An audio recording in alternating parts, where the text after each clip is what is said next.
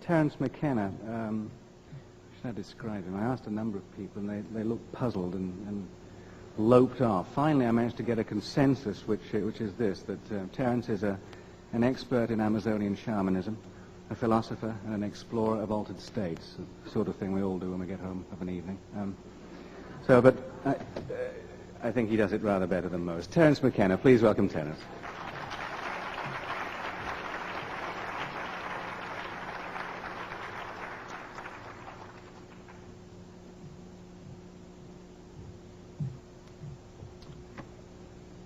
Well, I'm aware of how late in the day it is, and I know some of you must be double parked, so I'll make this as succinct as possible.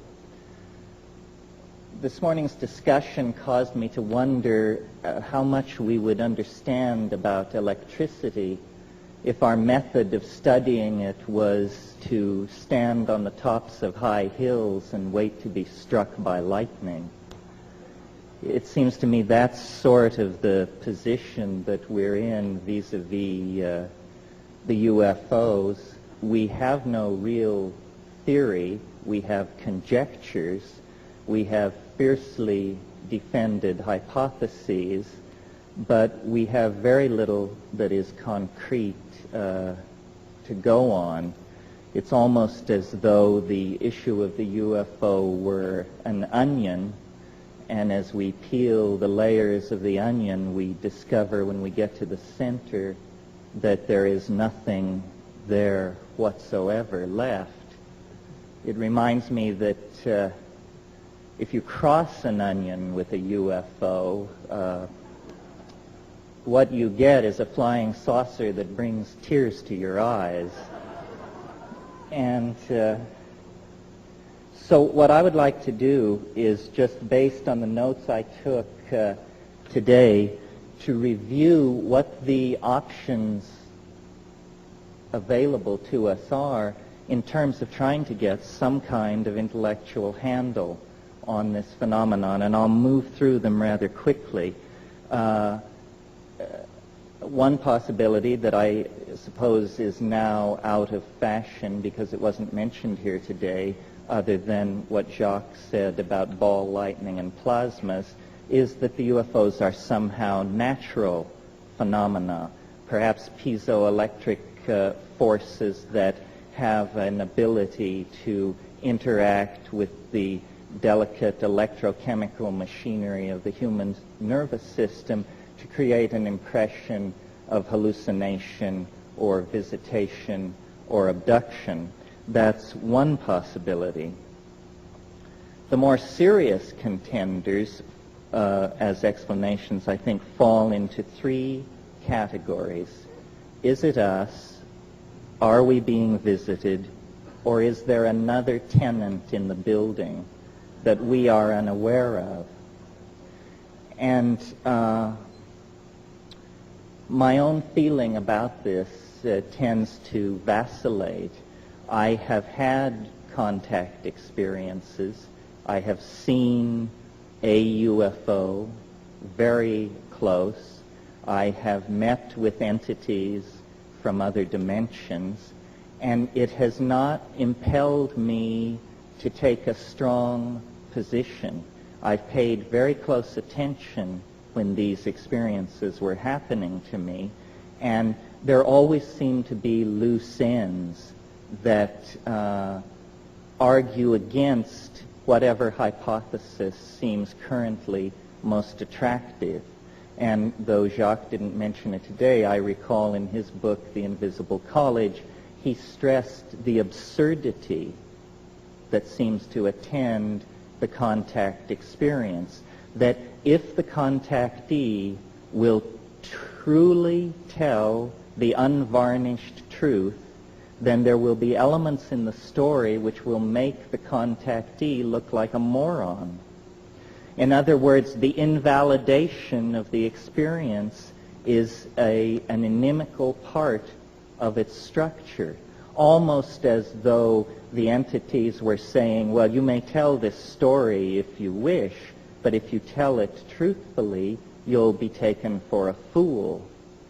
Well, there's nothing wrong with being taken for a fool, except that it does seal the phenomenon rather nicely away from the very sober ladies and gentlemen who are making their careers in some branch of science. They are not interested in investigating the kinky, the anecdotal, the possibly pathological. In preparation for this conference, I reread Carl Jung's book published in 1954 called Flying Saucers, A Modern Myth of Things Seen in the Sky. And to my mind, no one has really gone beyond Jung.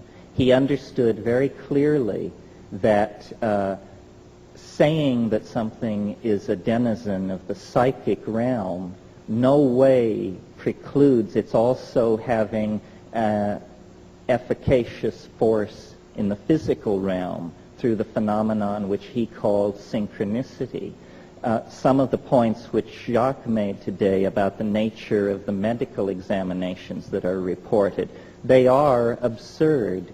They are unnecessary to be performed at our level of technology, let alone any future, more advanced level that we might be asked to believe in. So if the UFO phenomenon is something that is coming from us, then what is it, and what is it for? And I've given a good deal of thought to this question over the years because I tend to lean toward the notion that the UFO problem, like many subtle problems, is haunted by our own naivete concerning language. If I were to randomly choose, and don't worry, I shan't, 5 of you to come up here, and each one of you would have 40 seconds to explain to the rest of us what an atom is, it would be preposterous. None of us know. I doubt there's a person in this room who can give an account of the atom that tallies with the quote-unquote orthodox description of the atom. So there is a curious fuzziness about the most mundane parts of reality when we really attempt to magnify and understand them in the clear light of consciousness. How much more ambiguity there is then, naturally, attendant upon the examination of any kind of phenomena which are rare or tend to be fringy.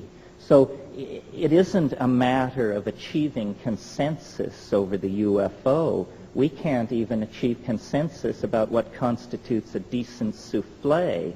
So this passionate desire to drag us all under the umbrella of a single explanation is, I think, missing the point. To my mind, if the UFO phenomena is something arising out of the superego of the human psychic organization, then we should ask why. What is it doing? And I don't want to sound like a public relations agent for Jacques Vallée, but to my mind, with the exception of Jung, Jacques is the only commentator on the phenomenon who has really pushed the frontier back. To my mind, in The Invisible College, when Vallée says, in looking at the effect, not asking the question, what is it, but what does it do, you very quickly see what the flying saucers are doing. What they are doing is eroding faith in science. They are an antidote to the scientific paradigm that has evolved over the past 400 years and which has led us to the brink of global catastrophe.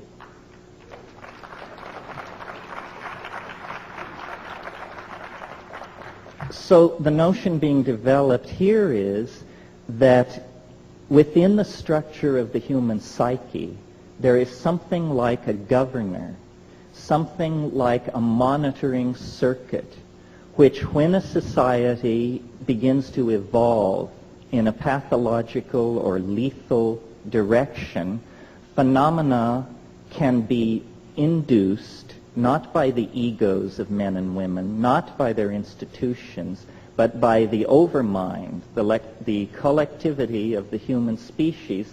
Phenomena can be induced which are so corrosive to the ideologies currently in place that their underpinnings are cut away, their validity is called into question, and their programs for social development and control are invalidated and destroyed.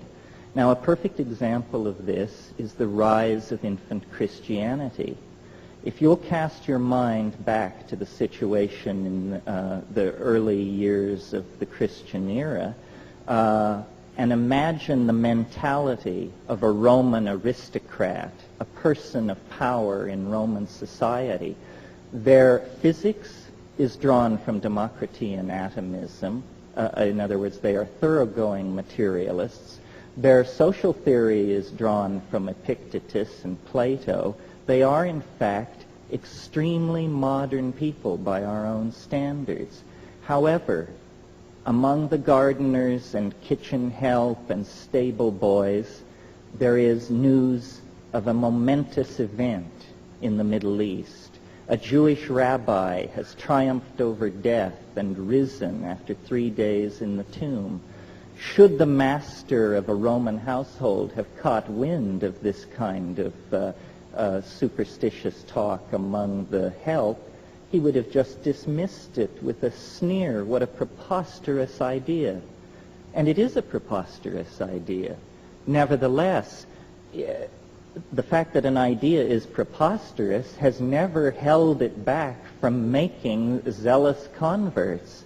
And within 120 years after the Annunciation of the birth of Christianity, its missionaries were beating on the gates of Rome, attempting to convert the emperor. Now I see a similar situation in the modern context, that rationalism, scientific technology, which began and came out of the scholasticism of the Middle Ages and the quite legitimate wish to glorify God through an appreciation of his natural world, turned into a kind of demonic pact, a kind of descent into the underworld, a nekeia, if you will, leading to the present cultural and political impasse that involves massive stockpiles of atomic weapons, huge propagandized populations cut off from any knowledge of their real histories, male-dominated organizations plying their message of lethal destruction and inevitable historical advance. And into this situation comes suddenly an anomaly, something which cannot be explained. I believe that that is the purpose of the UFO, to inject uncertainty into the male-dominated, paternalistic, rational, solar myth under which we are suffering.